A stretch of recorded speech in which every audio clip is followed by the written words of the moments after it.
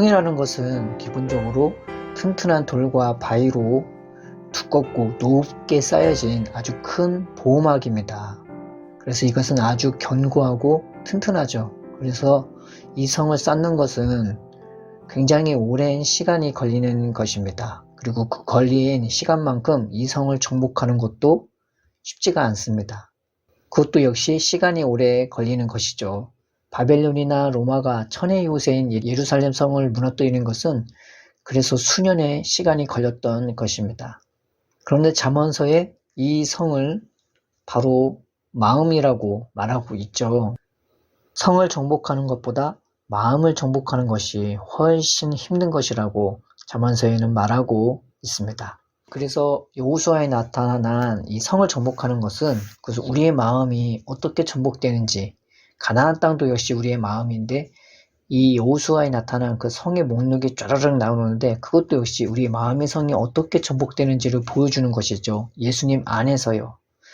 마음의 성이라는 것은 우리의 삶의 본성처럼 자리 잡고 있거나 혹은 우리가 살면서 오랜 시간에 걸쳐 쌓여버린 내 삶의 손품, 습관일 수 있습니다. 외부 환경과 알게 모르게 자신의 생각과 마음으로 쌓여버린 내 마음과 삶에 바뀌기 힘든 습관, 손품, 생각, 마음들이 바로 이 마음의 성인 것입니다. 이것이 교만일 수도, 음란일 수도, 탐욕일 수도, 무기력일 수도, 게으름일 수도, 비판일 수도, 안 좋은 생각일 수도 있습니다. 참 여러 가지 성이 있을 수 있는 거죠. 그래서 여호수아에는 성의 목록이 많이 나오는 것입니다. 성경에는 이 성을 정복하기에 탁월했던 사람이 있죠. 바로 여호수아와 다윗이었습니다. 그런데 오늘은 여호수아를 먼저 살펴보고자 합니다.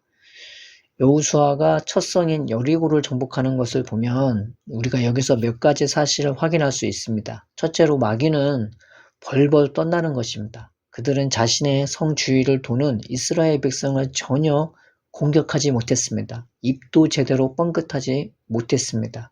성이 무너진 기적보다 더 기이한 기적은 바로 그들이 아무 공격도 하지 못했다는 거죠. 그만큼 마귀는 겁에 질려 있습니다.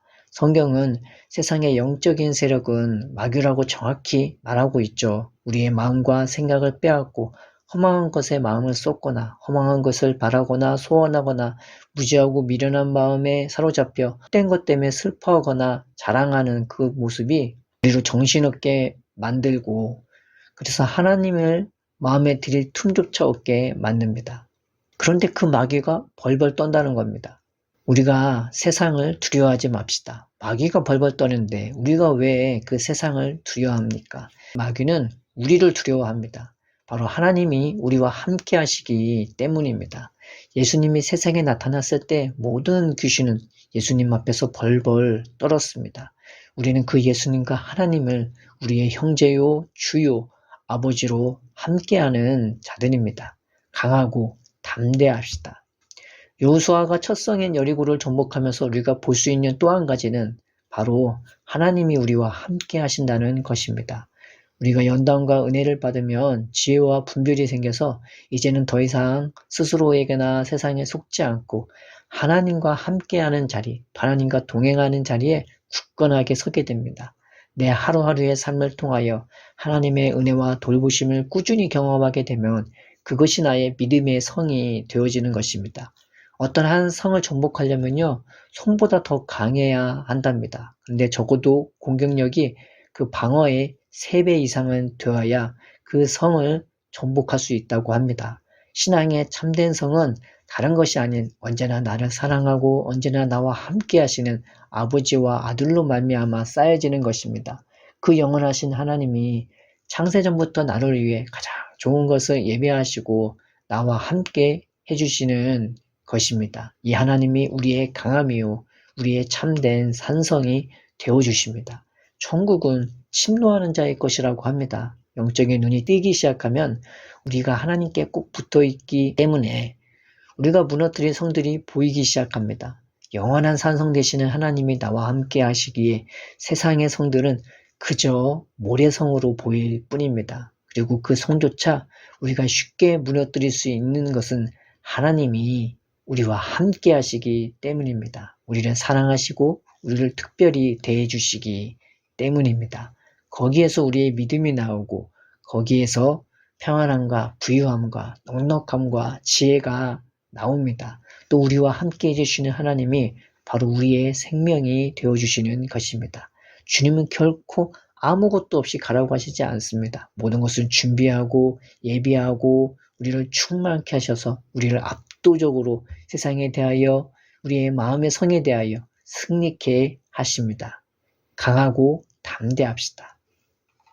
자, 이렇게 하나님이 함께 해주시는 상태, 그리고 이렇게 마귀가 오금절일 정도로 숨까지 턱턱 막히어 말도 제대로 못할 정도로 공격도 못할 정도로 공포와 두려움에 쌓여있는 상태가 본문의 여리고성의 장면입니다. 이것이 우리에게 소망이 되는 것은 바로 이와 같이 하나님이 우리와 우리의 마음과 삶을 정복해 주시기 때문입니다. 이 여리고성이 더 정확하게 무엇을 의미할까요?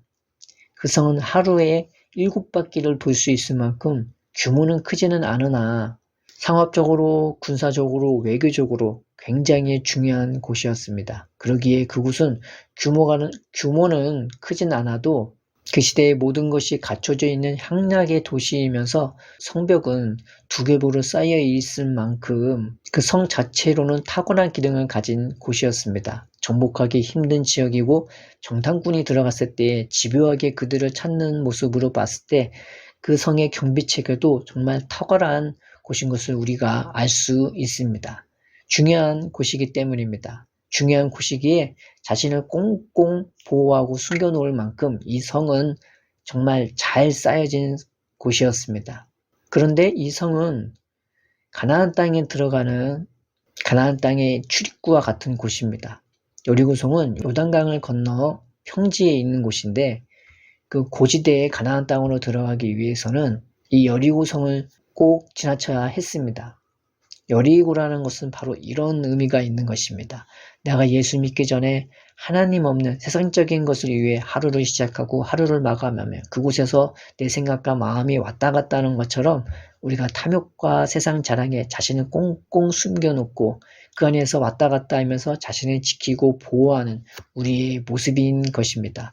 이랬던 우리가 하나님과 함께 살기 시작하면서 삶의 모든 시작과 끝이 바뀌는 것을 의미하는 것입니다. 이제는 하나님의 얼굴을 보며 하루를 시작하고 마감하며 하나님의 보호로 이제는 살아가는 우리가 되는 것을 의미합니다. 눈을 뜨고 누구를 봐도 무엇을 해도 하나님밖에 보이지 않습니다. 내 마음이 항상 주님을 보게 되고 마무리도 하나님을 향하게 합니다.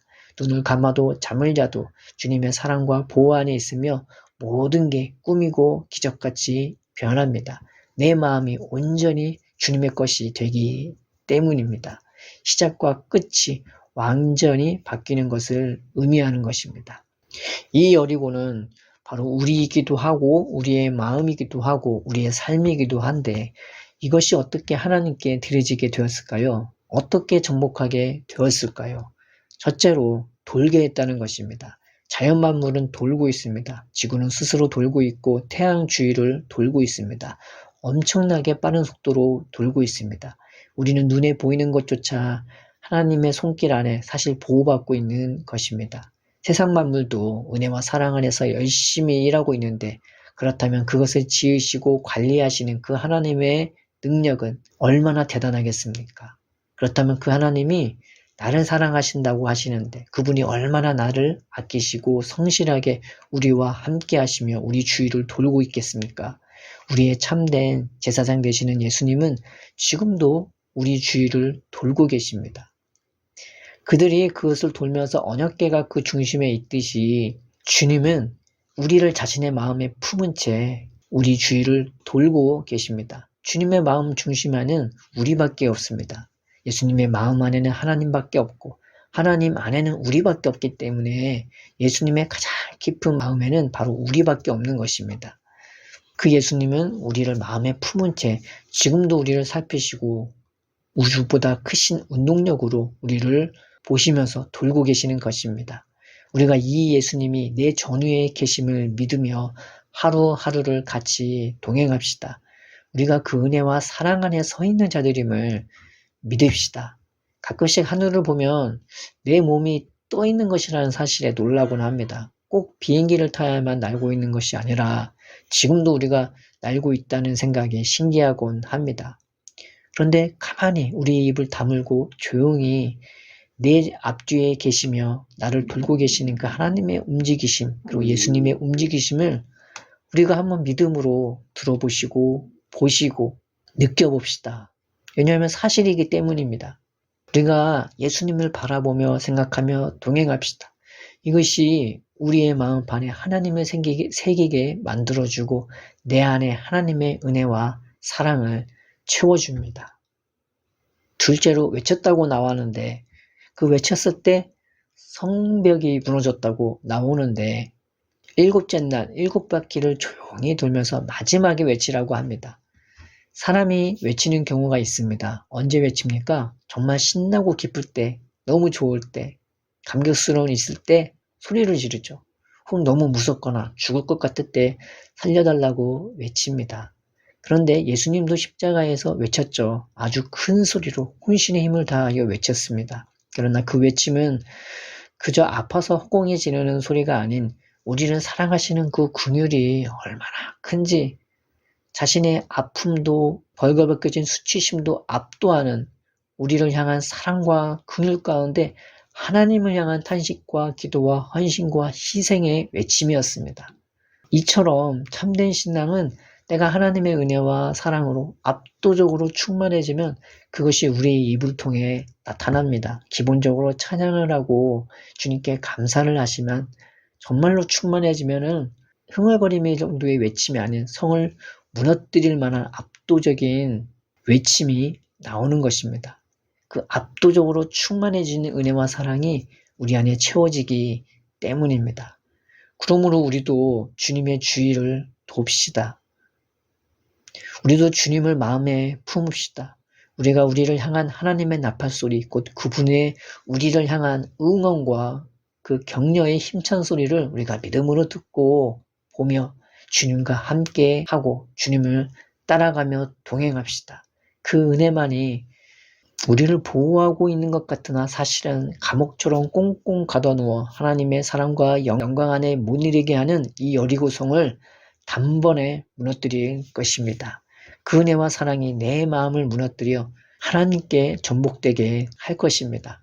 그 은혜와 충만한 사랑이 내 마음이 온전히 하나님께 사로잡혀 우리도 세상을 은혜와 사랑으로 정복하는 주님의 도구로 변화시킬 것입니다.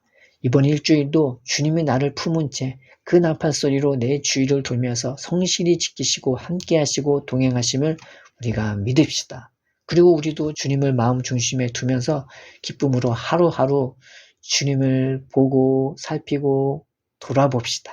하나님께서 그 나라를 넉넉히 우리의 마음과 삶에 능력으로 주실 것입니다. 하나님, 우리가 이번 일주일 하루하루 살면서 우리를 향한 주님의 사랑을 우리가 듣고 보며 마음에 품은 채 우리도 주님을 중심으로 살아가는 삶 되게 하여 주옵소서. 그 은혜와 사랑으로 말미암아 우리의 입술이 열려 날마다 주의 은혜와 사랑을 외치며 찬양하며 감사하는 삶 되도록 우리의 삶을 아버지 복을 내려 주옵소서. 예수님의 이름으로 기도드립니다. 아멘.